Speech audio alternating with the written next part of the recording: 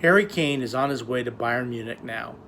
A deal has been was reached yesterday on the 10th for 100 million pounds and or 95 million pounds plus add-ons, which made 100 million pounds. And now he's on his way to Bayern Munich. And let's be honest here, Harry Kane was never not going to go to Bayern Munich. Okay, he was always going to go to Bayern Munich. Okay, when this saga was playing out, all he had to say was, this went for 3 or 4 weeks or however long it went, was when Bayern was putting in bids that was getting rejected by Daniel Levy, was say, I don't know why Bayern Munich is coming after me. I'm not going there, okay? Or I'm going to see out my contract at Spurs, okay? That's all would have had to say, and then Bayern Munich wouldn't have tried so hard to sign him. But he didn't say that.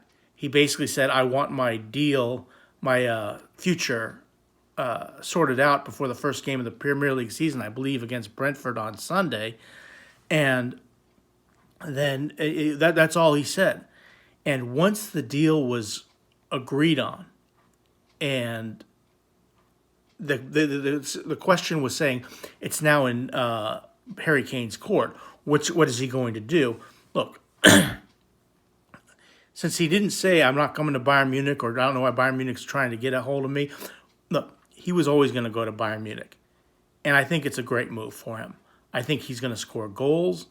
I've been to Germany before. It's a wonderful country to live in, a wonderful country to visit. It's probably a wonderful country to live in. I think his family's going to enjoy it there. I think he's going to enjoy it there. He's going to win the Bundesliga multiple times. He's going to win the German Cup on more than a couple of occasions.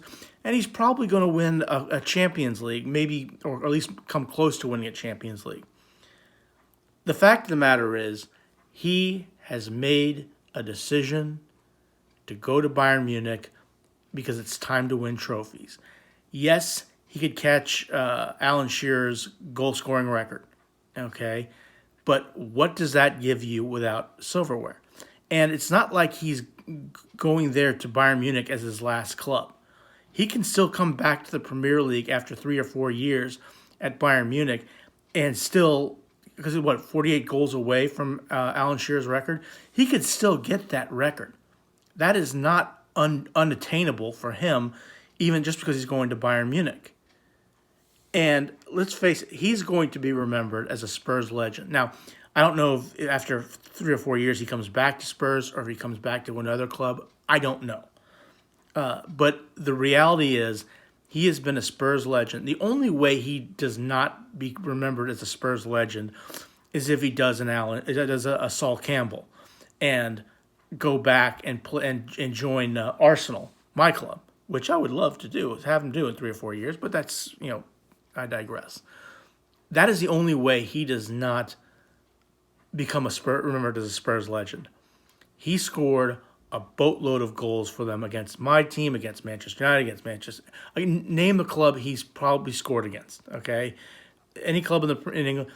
It is time to move on. It is time to win silverware. It is time to be listed as a champion. Now, for Spurs, look, Daniel Levy is a pain in the ass. Everybody knows that. Okay, but he held true to his guns. He said, we are not going to sell Harry Kane for anything less than 100 million pounds. Okay, and even though he's basically accepting it less for 100 million pounds, at least in the initial fee, the add-ons, which I'm sure are easily attainable by Harry Kane, will put it over 100 million pounds. So Daniel Levy has got his money, and now the question really is, who do you go after if you're Tottenham? Now, I read somewhere that they've already spent their money; they're going to invest in the club and everything like that.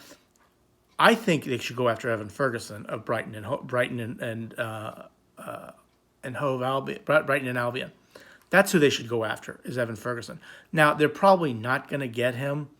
Look, I understand that Calcedo is ready to join Liverpool. That's that puts them in a different atmosphere. Considering that